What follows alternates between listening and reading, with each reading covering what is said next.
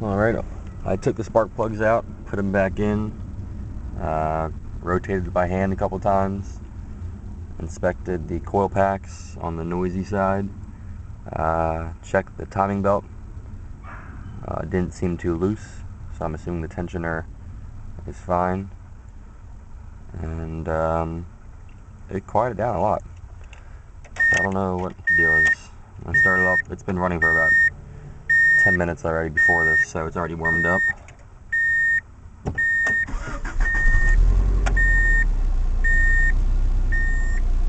Alright, so as you can see, we have good vacuum. A little blurry, but that's at 20 inches of mercury. Not fluttering. Idle. Perfectly stable. Oil pressure, the most important thing.